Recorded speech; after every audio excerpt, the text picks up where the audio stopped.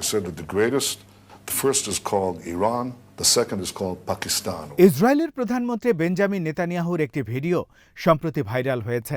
তাকে জিজ্ঞাসা করা হয়েছিল ভবিষ্যৎ প্রজন্মের জন্য সবচেয়ে বড় হুমকি কি। তিনি বলেছেন তার লক্ষ্য হলো এটা নিশ্চিত করা যাতে ইসলামী জঙ্গি সরকারগুলো কোনোভাবেই পারমাণবিক অস্ত্রের অধিকারী না হয়। তিনি প্রথমে ইরানের এরপর পাকিস্তানের নাম করেছেন। তিনি দাবি করেছেন এই দেশগুলোর পারমাণবিক অস্ত্রের অধিকারী হলে আন্তর্জাতিক নিয়মকানুন মানবে না।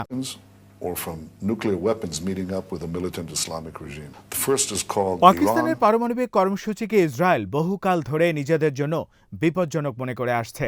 এর আগে ব্যাপক বিধ্বংসী অস্ত্র রাখার মিথ্যা অজুহাত দিয়ে ইরাকের উপর হামলা করে দেশটিকে ধ্বংস করা হয়েছে। এখন পশ্চিমা মিডিয়া ও নেতারা পাকিস্তানকে ইসরায়েলের জন্য হুমকি ঘোষণা করতে শুরু করেছে। সিরিয়া, লিবিয়া, ইয়েমেন, লেবানন এবং সুদানের মতো মুসলিম দেশগুলোর উপর হামলার জন্য এই দেশগুলোতে তারা পশ্চিমাদের জন্য হুমকি এবং বর্বর শাসক হিসেবে উল্লেখ করেছিল। এখন তাদের টার্গেটে রয়েছে ইরান। এর সাথে এখন পাকিস্তানকে যুক্ত করার প্রচেষ্টা দেখা যাচ্ছে।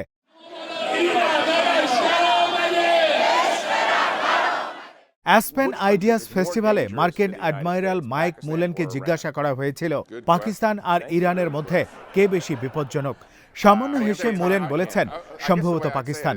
তার মতো আরও কিছু ব্যক্তি পাকিস্তানকে চরমপন্থার কেন্দ্র হিসেবে উল্লেখ করেছেন।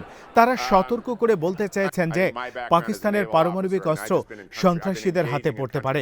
ব্রুকিংস ইনস্টিটিউশনের একটি প্রতিবেদন প্রকাশ করেছে যার শিরোনাম হল the agonising problem of Pakistan nukes, অর্থাৎ পাকিস্তানের পারমাণবিক অস্ত্রের যন্ত্রণাদায়ক সমস্যা।